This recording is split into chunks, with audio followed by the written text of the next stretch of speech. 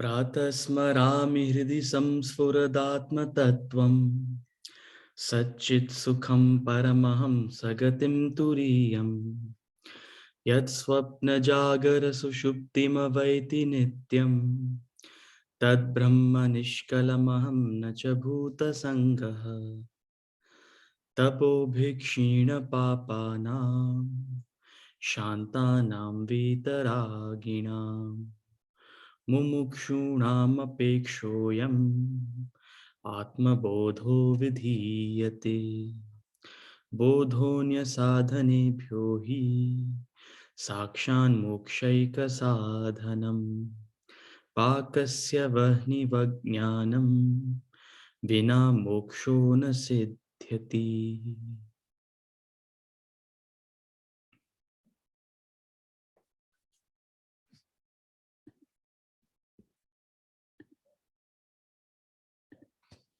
Hari Om. Welcome back to Gems of Bhagavad Gita. We'll continue from where we left off yesterday. हम कल चर्चा कर रहे थे 13वें अध्याय पे प्रकृति और पुरुष पे. We were discussing on Prakriti and Purusha.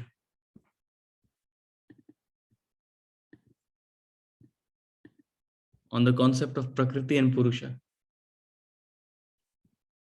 Prakriti is like an electrical appliance. Purusha is like electricity.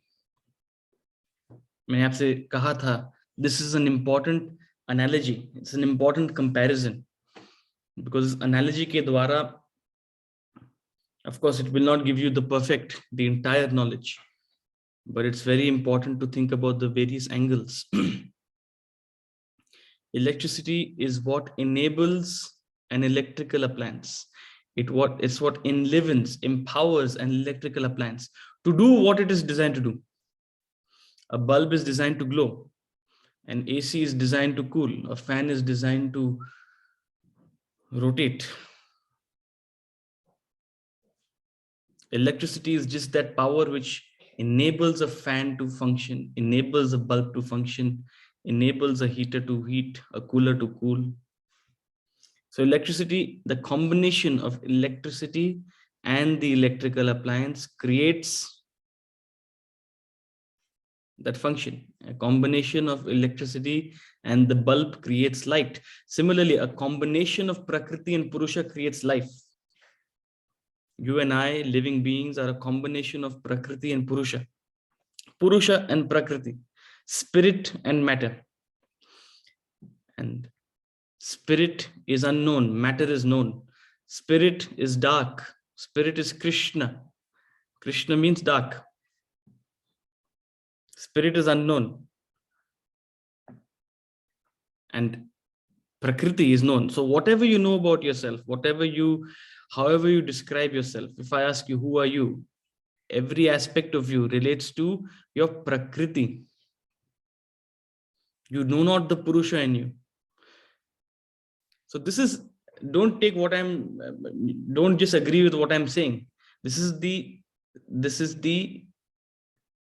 assumption of Vedanta, as it were. It's what you have to inquire into. It's what you have to question. It's what you have to think about. Because today, you and I, when we refer to ourselves, we don't know the Purusha. We only know Prakriti. We only relate to ourselves through the body, through our physical attributes, through our mind, through our feelings, our likes and dislikes, our preferences, our desires, our aspirations, our hopes, our wishes, and through our intellect, our ideas, our ideologies, our beliefs. That's all we know about ourselves. That's how we describe ourselves to others.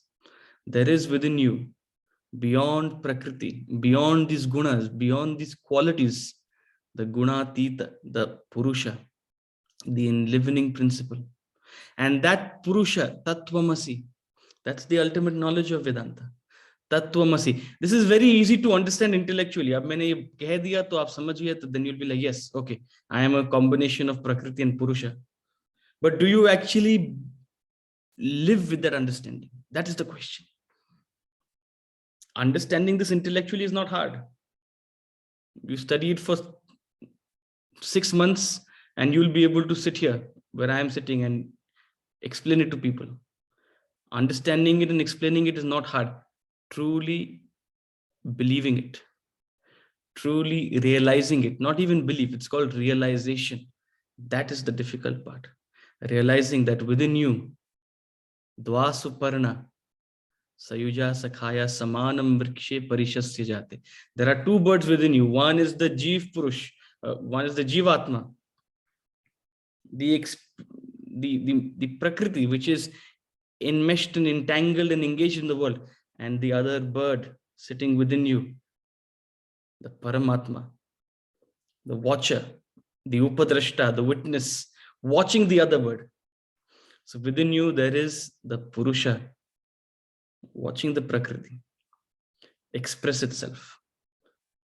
That is called objectivity.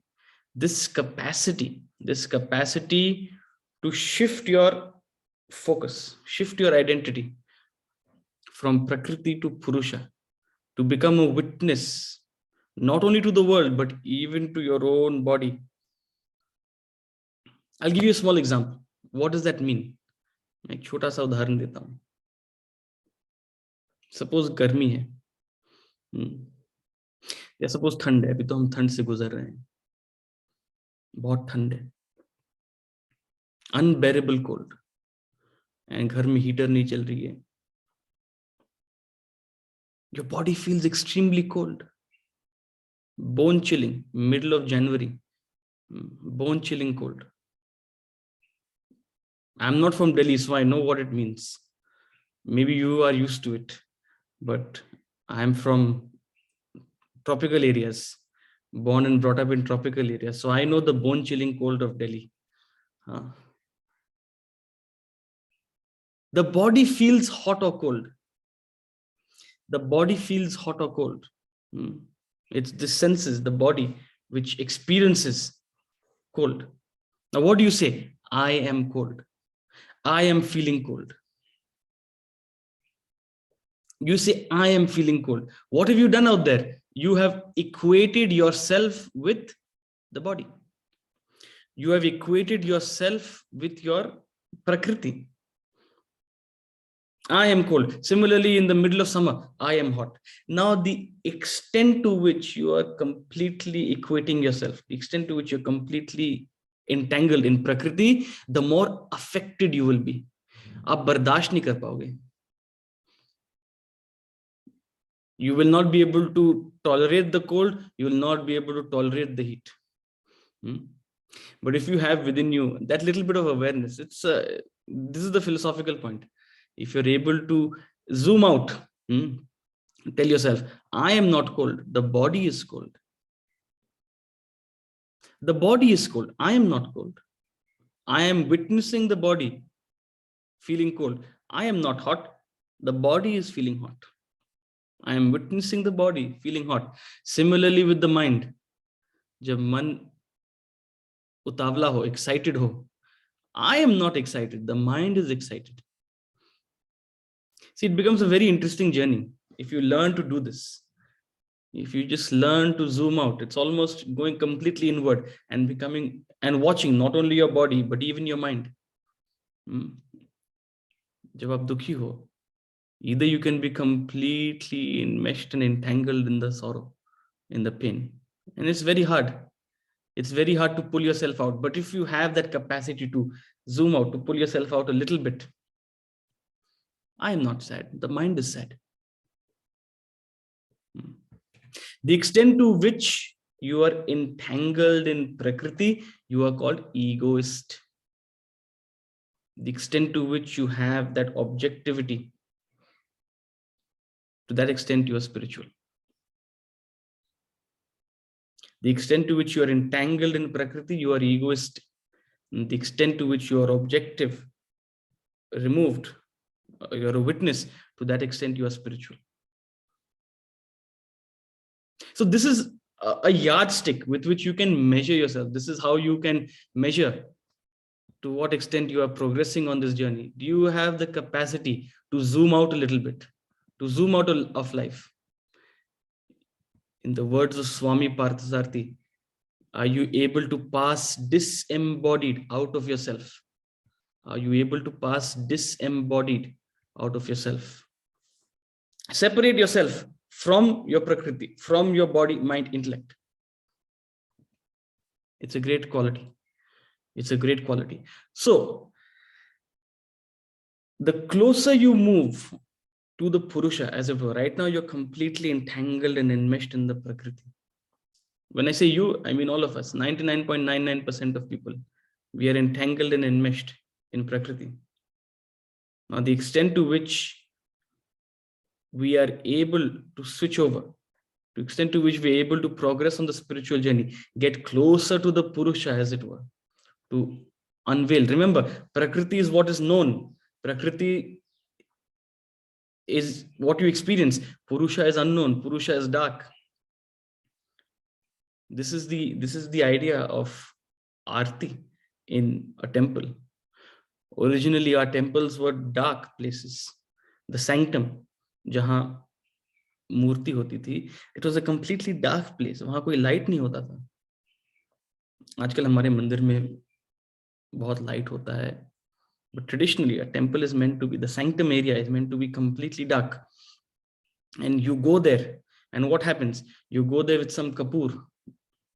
You go there with some kapoor. You know kapoor? Forgetting the English word for kapoor. Camphor. Camphor.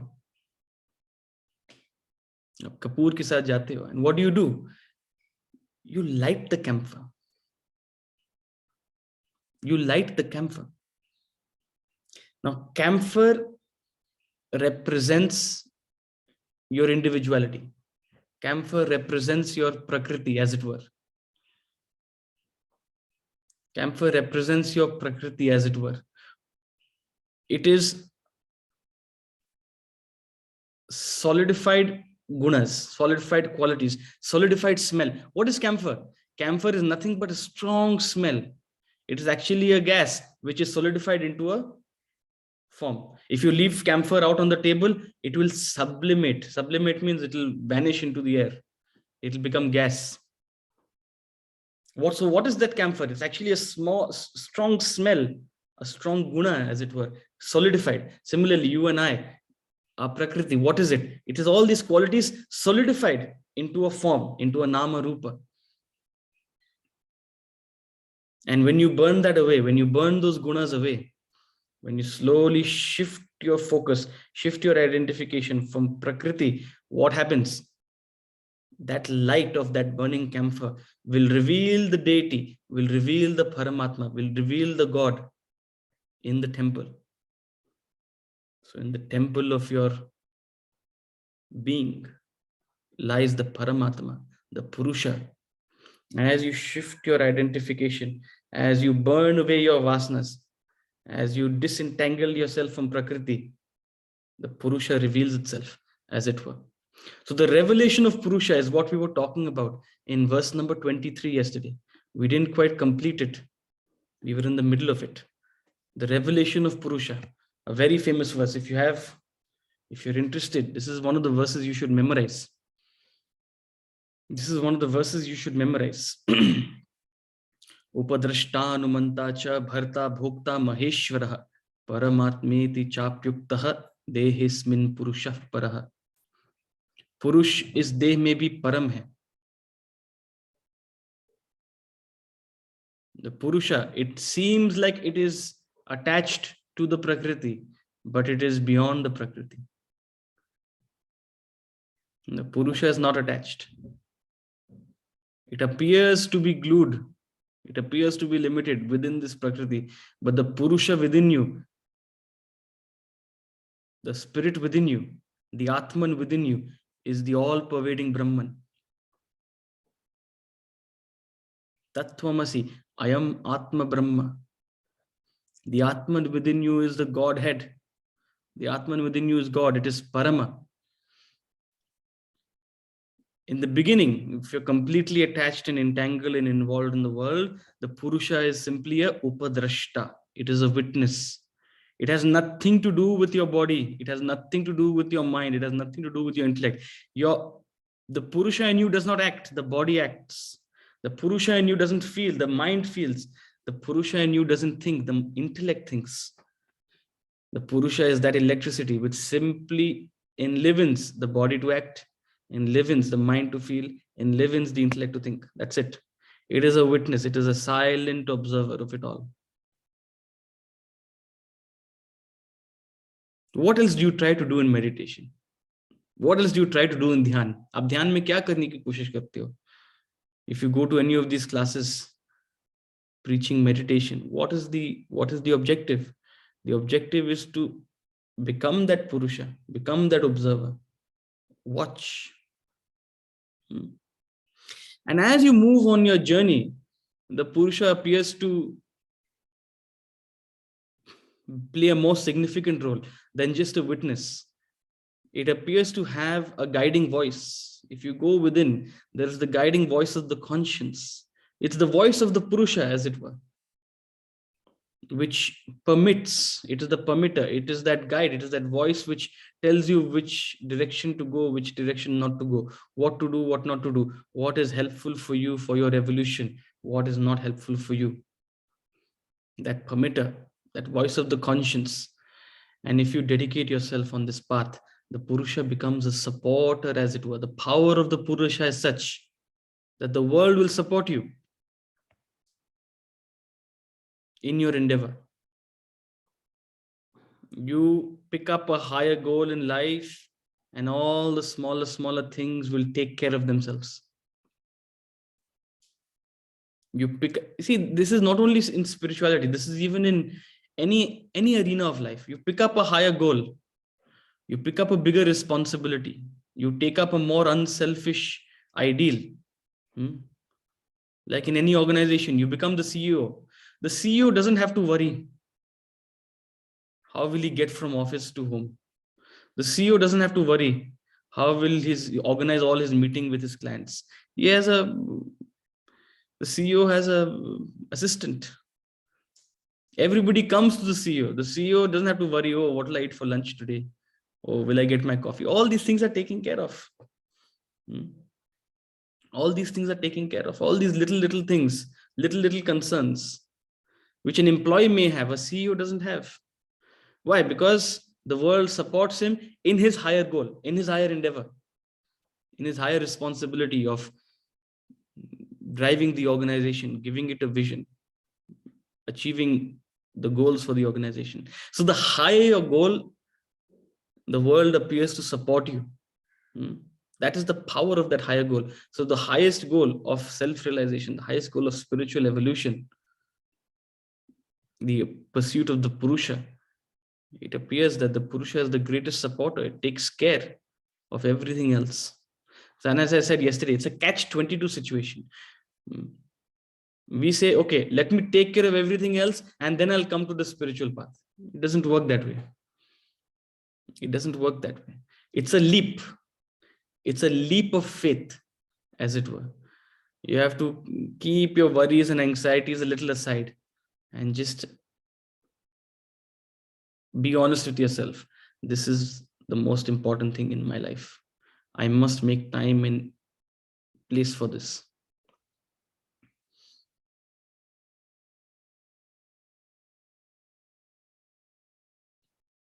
I must move my life around. It will require some inconvenience, but this is definitely worth it. This is what I have to do. When you do that, when you dedicate yourself on this path, the extent to which you dedicate yourself on this path, the world seems to support you. And when you get completely established on this journey, when you are progressing towards the revelation of Purusha, as it were, when you're a spiritually evolved person, you are an enjoyer. You are the one who truly enjoys the world. A materialist is not one who enjoys the world. You are the one who enjoys all the material benefits also. And this can't be your motive. Let me get onto the spiritual path. I'll become the enjoyer. Everybody will treat me nicely. This can't be your motive. What he's saying is, once you establish yourself, what is that? What is enjoyment? Enjoyment is freedom from worry and agitation. Enjoyment is freedom from stress and strain, worry and anxiety. The extent to which you are attached and entangled and dependent on the world, to that extent you will have worries and anxieties, fears, stress and strain. What is stress? Stress is nothing but mental agitation caused by unfulfilled desires. I repeat, stress is nothing but mental agitation caused by unfulfilled desires. The extent to which you have unfulfilled desires, you are attached and entangled with, you're dependent on, it creates worries and anxieties. It creates fears. You can have all the possessions. You can be the richest of people, but very worried, very anxious of losing it all, very stressed, very afraid of losing it all. Why? Because of attachment. But the more you detach yourself, you can have all the possessions and you become the true enjoyer of those possessions. And you may have nothing, but you're still enjoying. Because why? You are free. You have that freedom. It is freedom from desire. It is freedom from attachment, which creates enjoyment. Indulgence is not enjoyment. Indulgence is not enjoyment. Indulgence is a temporary kick. Indulgence is a temporary spike. When you indulge in something, it creates a temporary sense of satisfaction before making you dissatisfied, before making you crave for more, before making you more and more dependent on whatever you are indulging in. So that's the art. That's the art. Detachment. When you are on this path and you grow sufficiently detached, established on this journey, you become the true enjoyer of the world. Bhokta. And once you reach the ultimate state, once you reach that position of spiritual enlightenment, you become the great Lord yourself, as it were, Maheshwara. Maheshwara, the great Lord, one who beckons, one who has incredible power. If you ask me, I cannot explain this. It's something which has to be experienced. It's something which has to be experienced.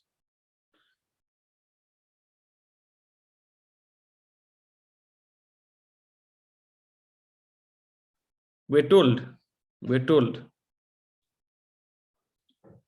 a spiritually evolved person, when an enlightened person thinks it, it happens. When they think it, it happens. All they have to do is sankalpa. They have to think it and it appears. That's the power. That is what Maheshwara means. You have that ultimate power.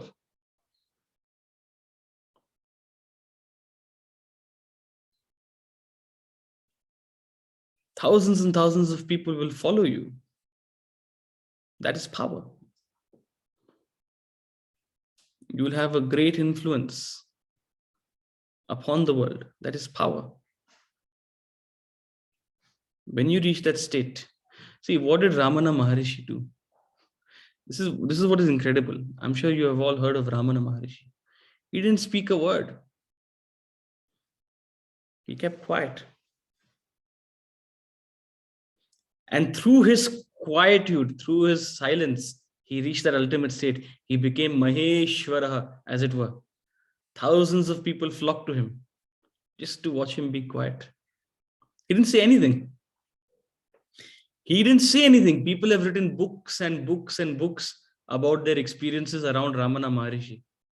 They've written so much, but Ramana Maharishi didn't say anything.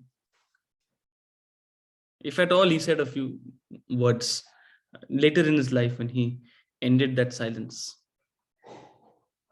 He didn't say much. He never read the Bhagavad Gita, studied the Bhagavad Gita, as it were, but he was a master in it. The great Lord, Maheshwara, and also the Supreme Self, that Paramatma. When you gain enlightenment, you become the Paramatma, as it were. The Purusha within you is Parama. It's that Paramatma within you. The Purusha beyond your individuality is the all-pervading totality. The Purusha in you, the Atman in you, is the same as the Atman in me, is the same as the Atman all-pervading. That's the idea of Namaste. That's the idea of Namaste. When we do Namaste, what do? I bow to the Purusha in you, that all-pervading light, that Godhead in you, beyond your Prakriti. I bow to that. So that's the journey of the revelation of the Purusha. It has to be seen with a mystical eye. It has to be studied with a mystical eye. If you try to study it logically and try to understand it logically, it may not make that much sense. So on the spiritual journey, given that we're talking about Prakriti and Purusha, there are two major milestones. You have to understand this distinction between Prakriti and Purusha. That is a highlight of evolution. The extent to which you learn to distinguish between Prakriti and Purusha, the extent to which you learn to identify the Purusha within the Prakriti, the extent to which you identify beyond a person's individuality, the Godhead within them. Right now, you and I identify only the Prakriti. When we look at another person, we look at their attributes, their gunas, and we either like it or we dislike it. We either agree with it or we disagree with it. We are only relating with them at the level of their Prakriti, that capacity to go beyond their Prakriti and understand there is the Godhead within them. Every human being, as Ralph Waldo Emerson said, every human being is a divinity in disguise, a God playing the fool. God playing the fool with Prakriti. Everybody is the Purusha, the Paramatma, playing the fool with Prakriti. When you learn to see that, you will also learn to treat people with empathy. You'll also learn to not be affected by the gunas and the qualities in the person. Completely entangled in Prakriti. That capacity to see, it is the Purusha playing the fool with Prakriti. It is the Purusha lost in Prakriti. That capacity to identify the Purusha within the Prakriti, that is spiritual evolution. That is spiritual evolution. And that's what this chapter concludes with. That's what this chapter concludes with. Yaha pashyati, saha pashyati. He who sees it, sees it. This is only as much as we can explain. This is what Bhagavan is saying. There's so much only that I can explain. He who sees it, sees it. Beyond a point you can't explain. You have to experience it. You have to see it for yourself. You have to get a taste for it yourself. No amount of intellectual discussion. Beyond a point, you have to go beyond intellectual discussion and appreciate, experience it yourself. Verse number 28. He who sees it, sees it. Samam sarveshu bhuteshu tishtantam parameshwaram vinashyat vinashyat svavinashyatvam yah pashyati sa pashyati samam sarveshu bhuteshu tishtantam parameshwaram vinashyasva vinashyantam यह पश्यति स पश्यति. जो नष्ट होते हुए सब भूतों में अविनाशी परमेश्वर को समभाव से स्थित देखता है, वही देखता है. He who sees the Supreme Lord abiding equally in all beings as the imperishable among the perishable, he sees. यह पश्यति सह पश्यति. यह पश्यति Saha Pashyati. He who sees the Purusha, the Supreme Lord, the Parama Ishvara. Remember, last verse he says, the Purusha is Parama. Purusha itself is the Parameshwar seated within you. He who has that capacity, he who gains the capacity to see the Parameshwara within the Purusha, abiding in all beings, not only in one Purusha, in all Purushas. Not only in all Prakriti, one Prakriti, not only in one person, not only in one being, but in all beings. The Supreme Lord within you, within someone you like, within someone you dislike, within a human, within an animal, within everything. That divinity resides in everything, which is why in this culture we worship everything. We treat everything with a sense of respect. We treat everything with a sense of respect. Everything becomes an object of worship.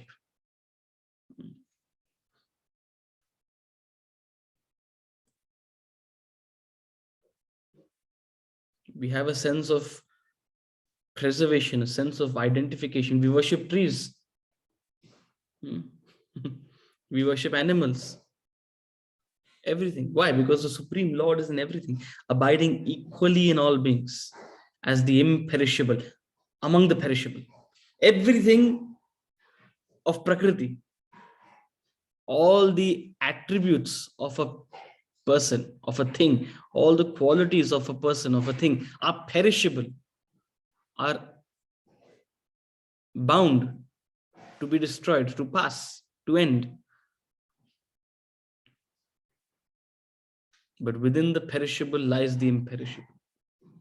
Within this perishable body, this body will be born and this body will die.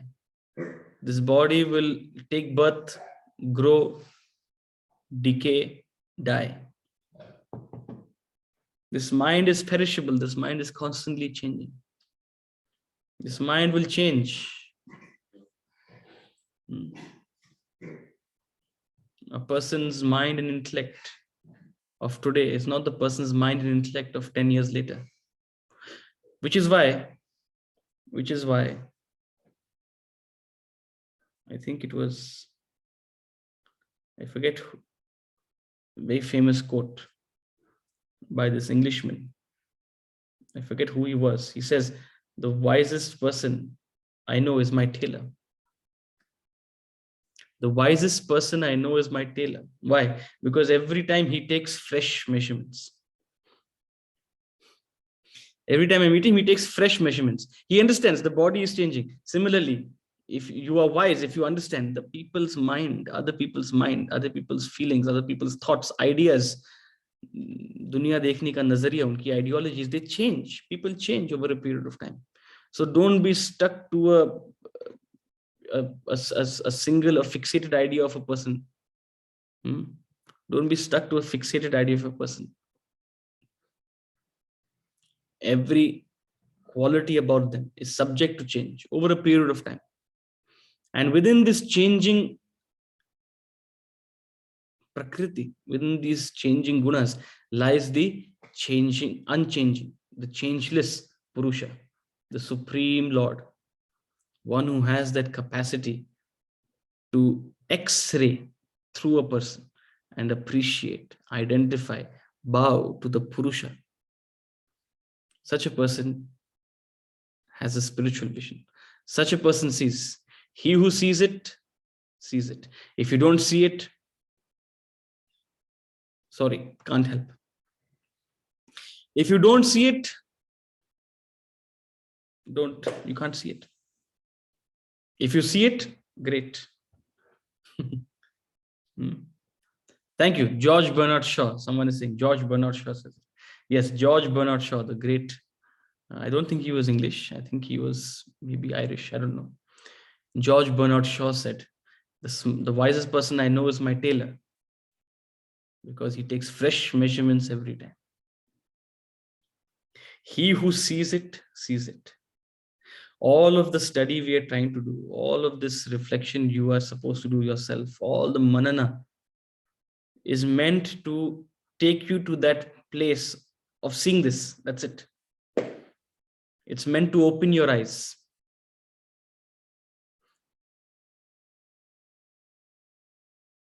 This is as far as any teacher can take you. Not only me, Bhagwan himself is saying, this is as far as I can take you.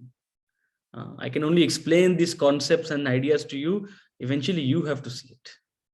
If you see it, you see it.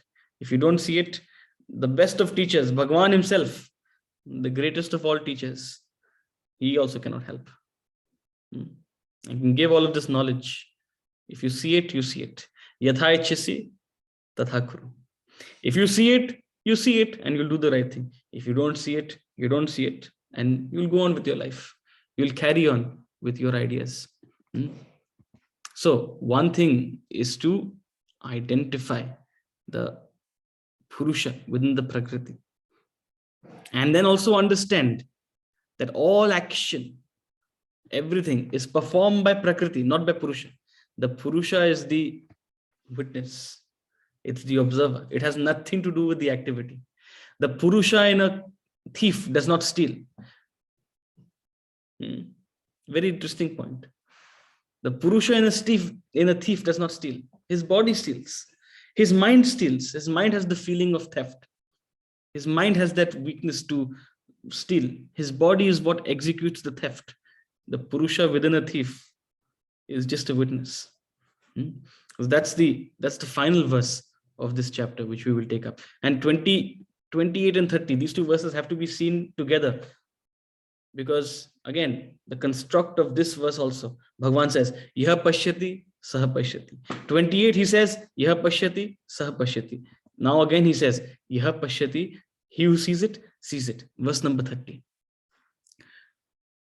Prakrityaiva cha karmani, kriyamanani sarvashah, yah pashyati tathatmanam, akartaram sa pashyati. Prakrityaiva cha karmani, kriyamanani sarvashah, yah pashyati tathatmanam, akartaram sa pashyati. और जो कर्मों को सब प्रकार से प्रकृति द्वारा ही किए हुए तथा आत्मा को आकर्ता, सॉरी नॉट आर्कता, आकर्ता देखता है, वही वास्तव में दिखता है. He who sees all action performed by Prakriti, performed by the material equipments alone, and the self, the Atman, the Purusha, as actionless, as an akarta, he sees. The self in a thief does not steal. The self is actionless. The self in a doctor does not heal. The operation a surgeon is performing, a great surgeon performing a heart operation, the Purusha is simply the witness. The body is performing that action. The mind is performing that action. The intellect is performing that action of thinking, of analyzing, of measuring. The best of actions or the worst of actions. The most helpful of actions to the most cruel of actions. The most selfish action, the most unselfish action. The Purusha has nothing to do with it. The Purusha is just a witness. It is the Prakriti that executes it all. The Purusha is the same in a sinner or a saint. The Purusha is the same in a good person or a bad person. The Purusha is the same in an ordinary person, in an extraordinary person. When you learn to see the Purusha in all Prakriti, you learn to appreciate one and all. You learn to have a sense of oneness with one and all. What happens right now? We value the Prakriti. So we like some Prakriti, we don't like some Prakriti. We like some people, we don't like some people. We like extraordinary people, we don't really care for ordinary people. Our attention, our observation, our assessment, our appreciation is all at the level of Prakriti. But a spiritual person is one who learns to see the Purusha within. Everybody, every being, everything is a wonderment. It has that Lord seated within them. That's the speciality, that's the incredibility, that's the beauty of every being, great or small, ordinary or extraordinary.